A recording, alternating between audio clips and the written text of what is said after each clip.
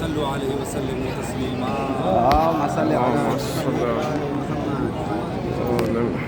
الرحمن الرحیم الحمد للہ رب العالمین والصلاة والسلام علی محمد وعلی آلہ الطیبین الطاہرین المعصومین السلام علیکم یا ابا الفضل العباس یا ابن امیر المؤمنین السلام علیکم یا قطیع الکفین زائرین امام حسین آپ کی نگاہوں کے سامنے ایک مقام نظر آ رہا ہے. یہ وہ مقام ہے جہاں مولا عباس کا بایاں بازو قلم ہوا تھا. ابھی آپ حضرات ایک اور مقام کی زیارت کر کے آ رہے ہیں. وہ مقام وہ تھا جہاں مولا عباس کا دایاں بازو قلم ہوا تھا.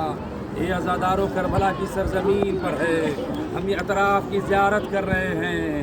جب عاشور کا دن آیا مولا عباس بیویوں سے رخصت ہو کر مشک و علم لے کر دریائے فرات میں آئے. سوکھی ہوئی مشک میں پانی کو بھرا اور جب غازی فرات سے پلٹا ہے عزادارو عمر سعد نے دیکھا کہ خیموں میں پانی جا رہا ہے.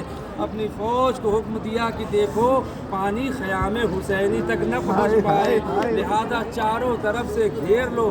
مسلسل حملے ہو رہے تھے. مولا عباس کے زخموں سے مسلسل خون بہہ رہا تھا. بس اسی اثنا میں جب مولا اس مقام پہ پہنچے جہاں دایاں بازو قلم ہوا تھا، ایک ملعون جس کا نام زید بن ورقاء جہنی تھا، اس نے چھپ کر ایسا حملہ کیا مولا عباس کا دایاں بازو قلم ہو گیا. میرے مولا عباس نے مشک و علم کو سنبھالا. جب اس مقام پر پہنچے تو ایک حکیم ابن طفیل ملعون نامی شخص اس نے بائیں بازو پہ حملہ کیا. مولا عباس کا بایاں بازو بھی کٹ کر اسی جگہ گر گیا. تھوڑا دور آگے بڑھے، مشک پہ تیر لگا. اب جو تیر لگنا تھا سارا پانی بھر گیا. مولا عباس کی آس ٹوٹ گئی. گھوڑے کا رخ مقتل کی جانب کیا. تیروں کی بارش ہوئی. آپ نے سنا ہے کہ ایک تیر آنکھ میں آ کر لگا. اب تصور کیجئے کہ آنکھ میں اگر تیر لگا ہو اور انسان کے دونوں ہاتھ قلم ہو گئے ہو تو وہ کیسے نکالے گا؟ روایت نے لکھا مولا عباس نے پشتے فرس اور اپنے زانوؤں کے درمیان رکھ کر جھک کر جیسے ہی تیر کو نکالنا چاہا، ارے ظالم نے ایسا گرز مارا. مولا عباس گھوڑے سے گرے، آواز دی یا مولا ہو دلگری، اے آقا حسین میری مدد کیجئے. امام حسین نے کمر پہ ہاتھ رکھا. الان انکسر ظہری یا اخی وقلت حیلتی، ہے بھیا تمہارے مرنے سے میری کمر ٹوٹ گئی. کمر کو جھکائے ہوئے ابھی آپ خیمہ گاہ جائیں گے. امام حسین وہاں سے آئے. جب اس مقام پہ پہنچے دیکھا ایک بازو بڑھا ہوا ہے. اور نہ جانے کس جگر سے امام حسین نے اٹھایا، سینے سے لگایا. تھوڑا آگے بڑھے، اب دیکھا ایک اور بازو ہے، اسے بھی کلیجے سے لگایا. ارے جب فرات کے قریب پہنچے، ارے بھائی ہے، آنکھ و خون میں غلطہ ہے. حسین جلتی ہوئی زمین پہ بیٹھ کے بس دو جملے مصائب کے اور امام حسین نے حضرت عباس کے سر کو آغوش میں لیا. اے بھیا کچھ تو بولو، کچھ تو باتیں کرو. مولا عباس نے کہا آقا جب میں پیدا ہوا تھا سب سے پہلے آپ کے چہرے کی زیارت کی تھی. اب دنیا سے جا رہا ہوں، چاہتا ہوں آخری مرتبہ آپ کے چہرے کا دیدار ہو جائے. لیکن اے آقا میری ایک آنکھ میں تیر ہے، دوسری آنکھ میں خون بھرا ہوا ہے. امام حسین نے یا علی کہہ کے تیر نکالا، ابا کے دامن سے خون کو صاف کیا. اب جو عباس نے دیکھا ایک جملہ کہ یہ بھیا اگر میری نصرت میں کوئی کوتاہی ہوئی ہو تو مجھے معاف کیجیے گا. مولا نے کہا عباس کیسی باتیں کر رہے ہو، کوئی وصیت ہو تو بیان کرو. مولا عباس نے کہا آقا ایک وصیت یہ ہے کہ میرا لاشا خیمے میں نہ لے جائیے گا، اس لیے میں نے سکینہ سے وعدہ کیا تھا پانی لے کر آؤں گا. ہائے دونوں بھائیوں میں گفتگو ہو رہی تھی. مولا حسین پر قیامت کی گھڑی گزر رہی تھی. ایک مرتبہ امام حسین نے کہا اے بھیا جب سے میں نے دیکھا ہے ہمیشہ تم نے مجھے آقا و مولا کہا ہے. ایک مرتبہ بھائی کہہ کے ایک مرتبہ بھیا کہہ دو. مولا عباس نے کہا اے آقا میری ماں نے منع کیا تھا کہ جب بھی آپ کو پکاروں یا تو آقا کہوں یا مولا کہوں، کبھی اپنا بھائی نہ سمجھوں. لیکن آپ امام وقت ہے. ایک مرتبہ بھائی کہا اور روح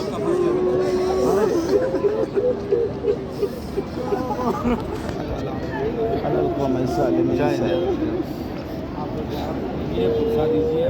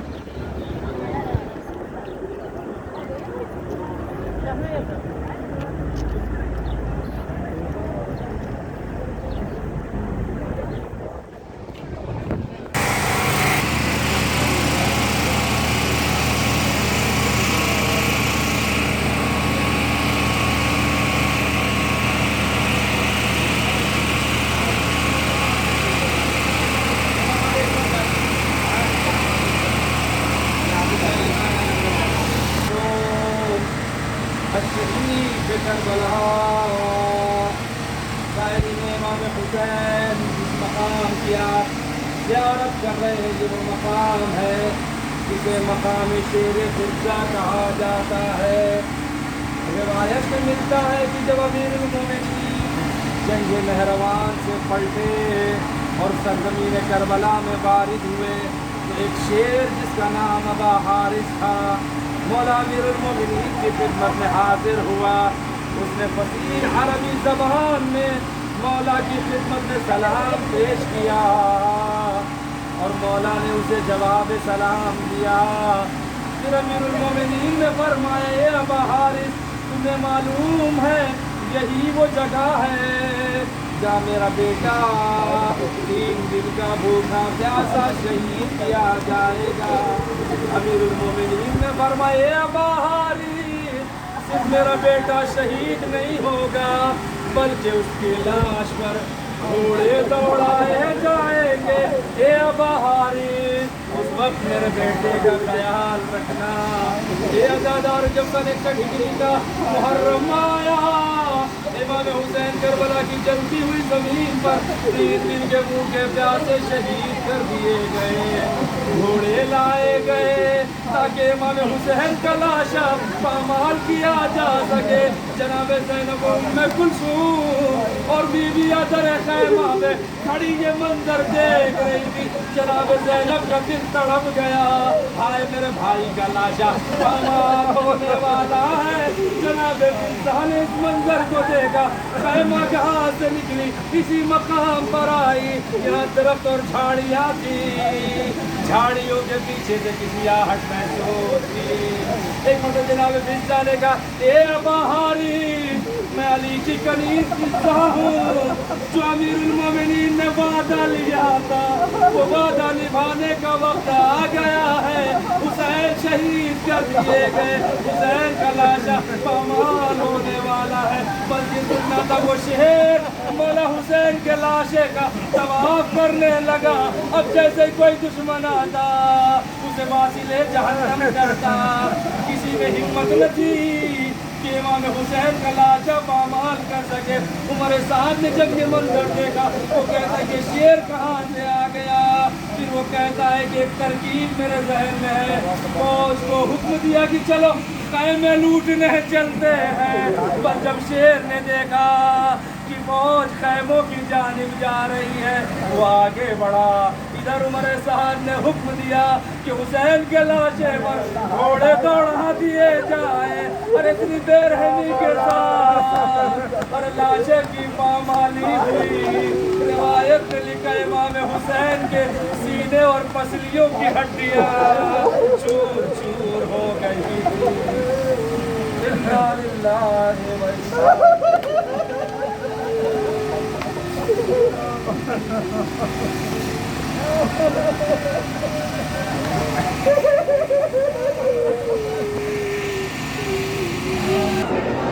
خیمے کا مولا عباس علیہ السلام۔